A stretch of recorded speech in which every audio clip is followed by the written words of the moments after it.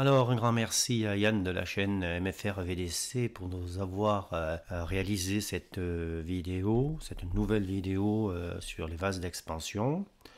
Alors, dans cette nouvelle vidéo, il va nous parler des systèmes fermés, c'est-à-dire des vases d'expansion fermés. Alors, dans cette vidéo, on va parler de dilatation de l'eau en système fermé. Alors, qu'est-ce que c'est? Alors, je m'explique, je vais reprendre l'exemple de ma bassine d'eau. Par contre, je vais mettre un couvercle dessus, un couvercle hermétique.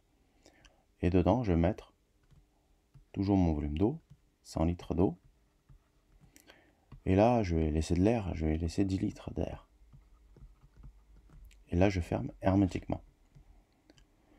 Et je mets le feu dessous. Donc, qu'est-ce qui va se passer? L'eau va monter en température, donc elle va se dilater. Mettons qu'elle monte à 60 degrés, on l'a vu dernièrement, donc elle va gagner plus 1,7 litres. Et ce 1,7 litres, elle va le prendre sur l'air. Parce que l'air est compressible. Donc on peut lui prendre du volume. Mais si on lui prend du volume, qu'est-ce qui va se passer? L'air va monter en pression. Il va monter en pression parce qu'on lui réduit son volume. On va le comprimer. Et il va monter en pression pour deux raisons. Non seulement parce qu'on lui réduit son volume, mais en plus parce qu'il va monter en température, au même titre que l'eau. Si l'eau est à 60 degrés, il y a de fortes chances que l'air soit aussi à 60 degrés.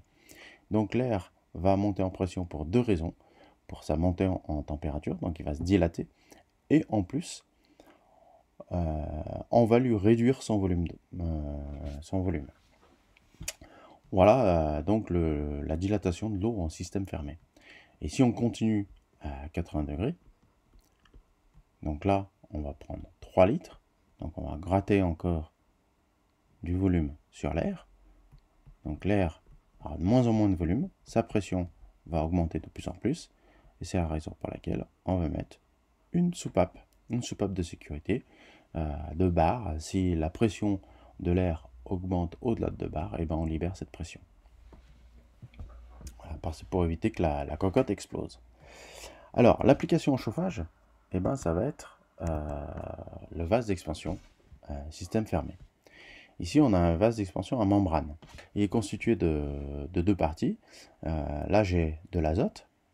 Donc, j'ai une valve Schrader qui me permet de dégonfler ou de regonfler mon vase. Et puis, juste au-dessus de ma membrane, ben, ça va être l'eau de mon réseau qui va prendre place. Donc ici, j'ai fixé mon vase. Il est prégonflé à une certaine pression. Usine. Donc on verra plus tard dans une prochaine vidéo quelle est cette pression, comment on l'adapte, etc. en fonction de quels paramètres. Donc je fixe mon vase à ma potence sur laquelle j'ai mis aussi une soupape. Ma soupape qui a le même rôle que la soupape pour la cocotte. Là je vais remplir mon eau à une pression supérieure à ma pression de gonflage. Mettons que j'ai une pression de gonflage de 1 bar. Là, je vais mettre une pression de remplissage de 1,2 bar. Donc l'eau va, comme elle a une pression supérieure à l'azote, elle va prendre de la place sur mon volume d'azote. Donc ça veut dire que mon volume d'azote va monter en pression on lui réduit son volume. Donc il va monter à 1,2 bar à l'équilibre. Quand je vais monter en température, à 60 degrés, eh ben, on a vu que l'eau se dilatait et le seul endroit où elle peut prendre du volume, c'est au niveau du vase. Donc on a vu dans des vidéos précédentes qu'à 60 degrés, pour 100 litres d'eau, imaginons qu'on a une installation qui fait 100 litres d'eau, elle prenait 1,7 litres. Donc on va encore prendre du volume sur l'azote. Donc la pression de l'azote va encore augmenter. On était à 1,2 bar, là on sera peut-être à 1,4 bar. Donc ça c'est des calculs.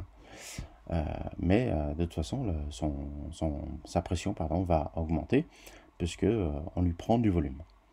Alors, une chose par rapport à la cocotte, c'est l'objectif, ça va être de maintenir la température d'azote le plus froid possible et éviter qu'il y ait la double peine de la montée en température de l'azote pour éviter une montée en pression trop importante.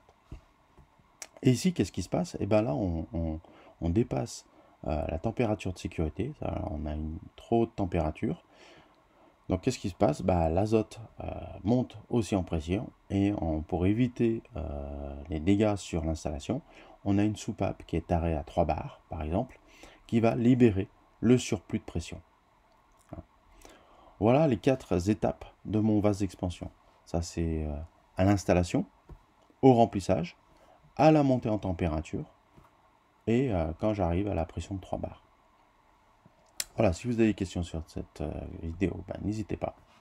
Bonne journée.